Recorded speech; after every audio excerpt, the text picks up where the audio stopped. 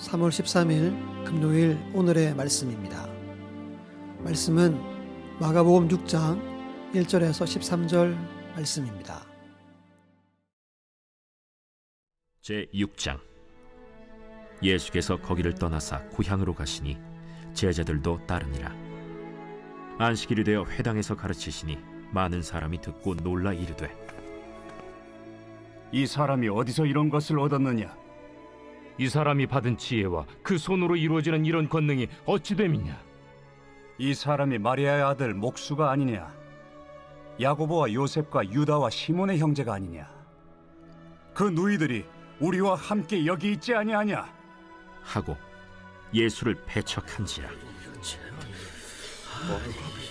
예수께서 그들에게 이르시되, 선지자가 자기 고향과 자기 친척과 자기 집 외에서는 존경을 받지 못함이 없느니라 하시며 거기서는 아무 권능도 행하실 수 없어 다만 소수의 병자에게 안수하여 고치실 뿐이었고 그들이 믿지 않음을 이상히 여기셨더라. 이에 모든 촌에 두루 다니시며 가르치시더라. 12 제자를 부르사 둘씩 보내시며 더러운 귀신을 제어하는 권능을 주시고 명하시되, 여행을 위하여 지팡이 외에는 양식이나 배낭이나 전대의 돈이나 아무것도 가지지 말며 신만 신고 두보롯도 입지 말라. 어디서든지 누구의 집에 들어가거든 그곳을 떠나기까지 거기 유하라. 어느 곳에서든지 너희를 영접하지 아니하고 너희 말을 듣지도 아니하거든 거기서 나갈 때 발 아래 먼지를 떨어버려 그들에게 증거를 삼으라 하시니 제자들이 나가서 회개하라 전파하고 많은 귀신을 쫓아내며 많은 병자에게 기름을 발라 고치더라. 예수님은 혈루증 여인과 회당장 야이로라는 믿음의 사람을 떠나 자신의 고향으로 가셨습니다. 고향하면 어떤 곳입니까? 생각만으로도 행복해지는 곳입니다. 마음이 포근해지는 어머니 품과 같은 곳입니다. 그런데 예수님의 고향은 그렇지 않았습니다. 왜 사람들이 어떻게 했길래 그랬을까요? 함께 두 가지로 말씀을 살펴보겠습니다. 첫 번째는 믿음을 방해하는 장애물이 있다. 그것은 편견과 선입견이라는 생각이다 라고 말씀합니다. 예수님은 제 아들을 데리시고 고향 나사렛으로 가셨습니다. 안식일이 되어 회당에서 말씀을 가르칩니다. 예수님의 사역 가운데 가장 중요한 사역이 가르치는 사역이었습니다. 그래서 고향에서도 어김없이 가르치셨습니다. 그런데 그들의 반응이 지금까지 경험해보지 못한 반응들이었습니다. 모든 사람이 예수님을 환영하고 좋아하진 않았지만 그래도 대부분 예수님을 환영했었습니다. 그런데 고향은 전혀 달랐습니다.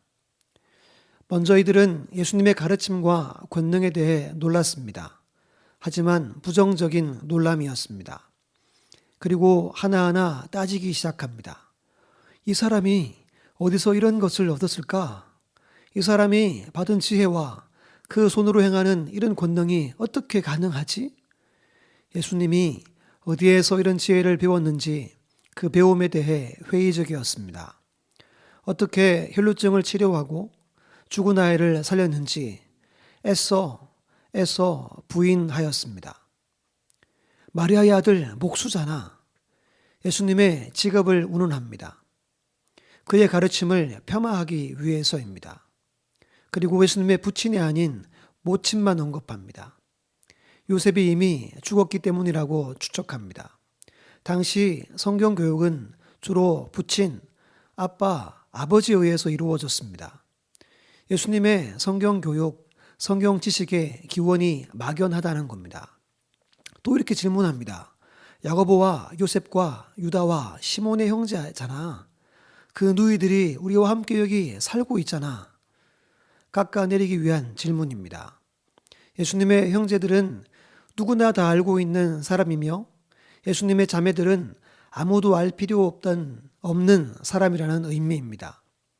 모두 부정적입니다. 모든 것을 의심하고 억지로 인정하기 싫어합니다. 여기저기서 수군수군 됩니다. 3절 끝에 예수를 배척한지라, 다른 번역으로는 예수로 말미암아 실족한지라입니다. 예수님의 고향 사람들은 예수님에게서 은혜를 발견하지 못하고 의심을 심었습니다. 가장 가까운 사람들이 가장 먼 사람들이 되었습니다. 이런 말이 있죠. 빛은 어둠에게 접근하지만 어둠은 빛에게서 멀어진다. 그럼 왜 은혜가 아닌 의심을 심었을까요? 바로 그들의 생각 때문입니다. 어떤 생각입니까?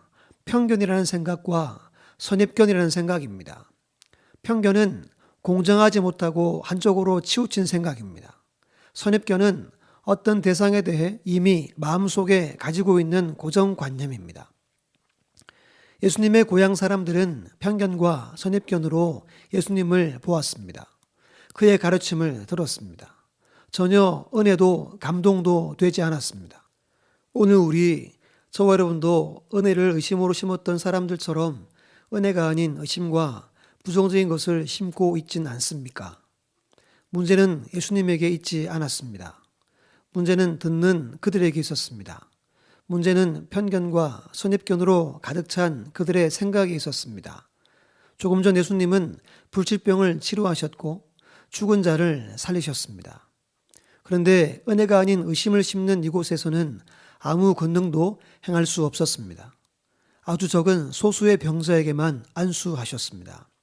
그리고 6절에 그들이 믿지 않음을 이상히 여기셨더라라고 의문을 남기고 그곳을 떠나십니다.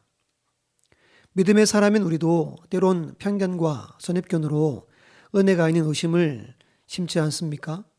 그런데 우리가 속한 이 세상은 얼마나 더 할까요? 오늘 이 세상은 예수님에 대해, 하나님에 대해, 교회에 대해 말도 되지 않는 편견과 선입견으로 무장되어 있습니다. 아니, 더 무장하고 있습니다. 예수님의 의문처럼 믿지 않음이 이상한 일인데 말입니다. 그런데 오늘 본문의 다음 장면이 참 재미있고 인상적입니다. 고향에서 예수님은 사역에 실패하셨습니다. 모두가 의심하고 배척했으니 실패 아닙니까? 그런데 예수님은 제 아들을 둘씩 짝을 이루어 그들을 배척하는 세상을 향해 보내고 계십니다. 두 번째 말씀을 살펴봅니다. 둘째는 하나님은 믿음이 없는 세대를 향해 오늘 우리를 보내신다라는 메시지입니다. 7절을 함께 보겠습니다. 12제자를 부르시고 둘씩 보내시며 더러운 귀신을 제어하는 권능을 주시고 아멘.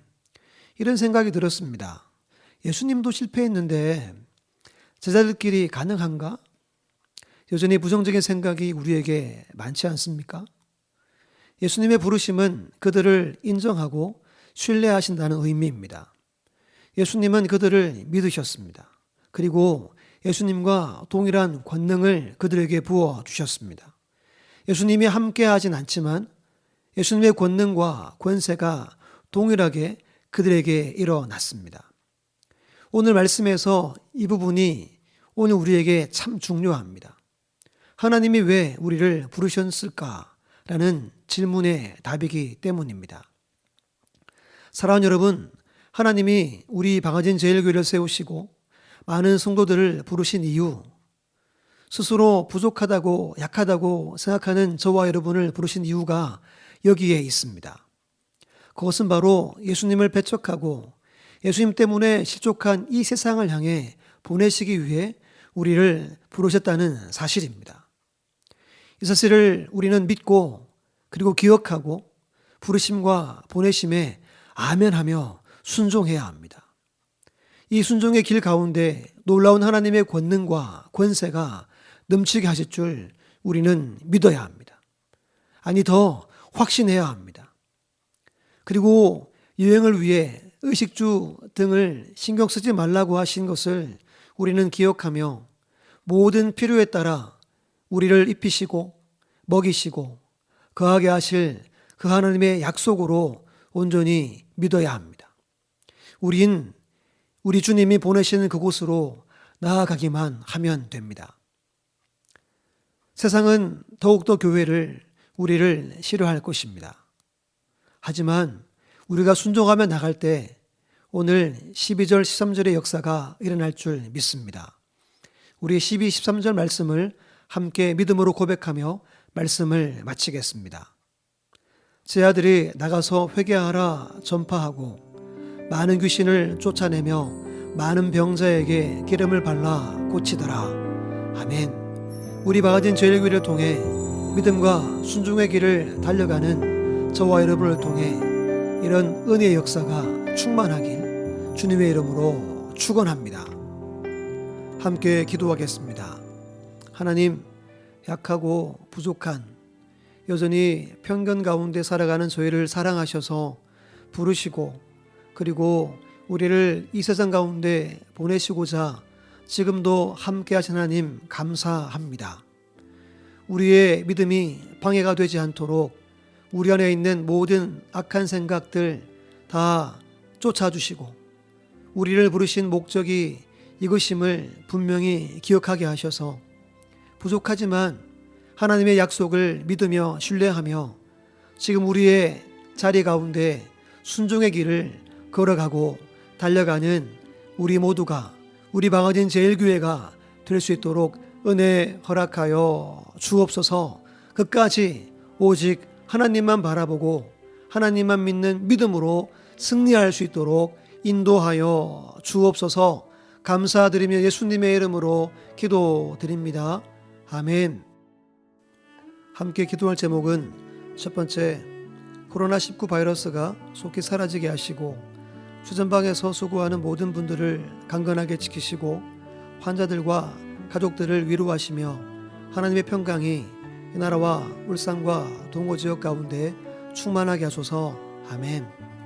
두 번째, 한 주간 특별 기도를 통해 담임 목사님과 교역자, 중직자, 온 성도님들이 깨어 기도하게 하시고 방어진 제일교회가 살아있는 교회가 되어 지옥과 열방을 향한 구원의 방주가 되게 하소서. 아멘. 세 번째, 가정 예배를 통해 자녀들의 신앙교육이 가정 가운데 정착되게 하시고 자녀들의 앞날과 모든 성도님들의 가정에 하나님의 인도와 축복이 있게 하소서. 아멘. 함께 기도하겠습니다.